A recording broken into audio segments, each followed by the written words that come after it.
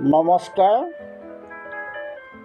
আপোনালোক সকলোকে আন্তৰিক শ্ৰদ্ধা জ্ঞাপন কৰি আজিৰ ভিডিঅ'ৰ মাজলৈ আগবাঢ়িছোঁ।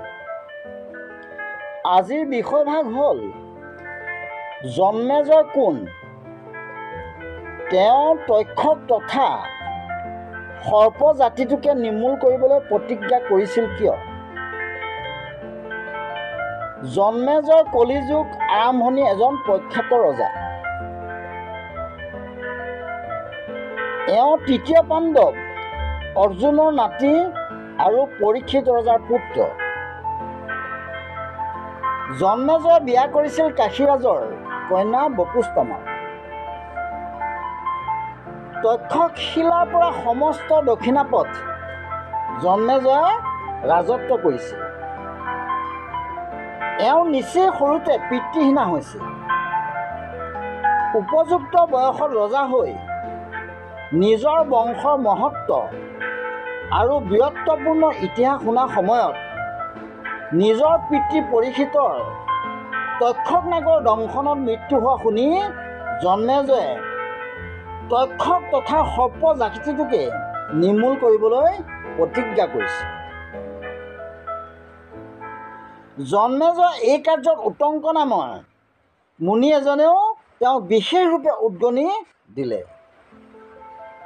তক্ষক তথা সৰ্পনাশৰ উদ্দেশ্যে সৰ্পসত্ৰ নামে যজ্ঞ এটিৰ জন্মেজয়ে আয়োজন কৰিলে। যথাসময়ত যজ্ঞ আৰম্ভ হ'ল আৰু হাজাৰ হাজাৰ সৰ্প আহি যজ্ঞকুণ্ডত পৰি পৰি মৰিব ধৰিলে। পিতৃবৰী তক্ষকো মৰিবলৈ আহিল। কিন্তু সেই সময়তে বাসুকী নাগৰ ভাগিন আস্তিক মুনি যজ্ঞৰ ঠাইলৈ আহি তক্ষক তথা বাকী সাপৰ প্ৰাণ ভিক্ষা কৰিলে। জন্মেজয় বিমূৰত পৰিল, কাৰণ বামুণক বিশেষকৈ আস্তিকৰ নিচিনা তপস্বীক বিমুখ কৰিবলৈ টান পায় সীমানতৰ সৰ্পসত্ৰ যজ্ঞ বন্ধ কৰিবলগীয়া হয়। এই সৰ্পসত্ৰতে ব্যাসদেৱৰ শিষ্য বৈশম্পায়নৰ পৰা জন্মেজয় ৰজাই পঞ্চম বেদৰ সদৃশ মহাভাৰত পুৰাণ শ্ৰৱণ কৰিছিল। প্ৰভুসকল, এইখিনিতে আৰু এভাগ ক'ব বিচাৰিছোঁ, জন্মেজয় সৰ্পসত্ৰ যজ্ঞত উটংক মুনিয়ে কিয় প্ৰেৰণা দিছিল সেই সন্দৰ্ভত ক'বৰ বাবে আগবাঢ়িছোঁ।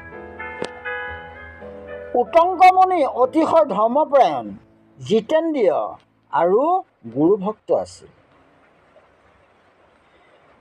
গুৰু দক্ষিণা দিবৰ বেলিকা গুৰুপত্নীয়ে খোজাৰ বাবে পুষ্য ৰজা ৰাণীৰ কাণৰ কুণ্ডলযোৰা খুলি আনিছিল।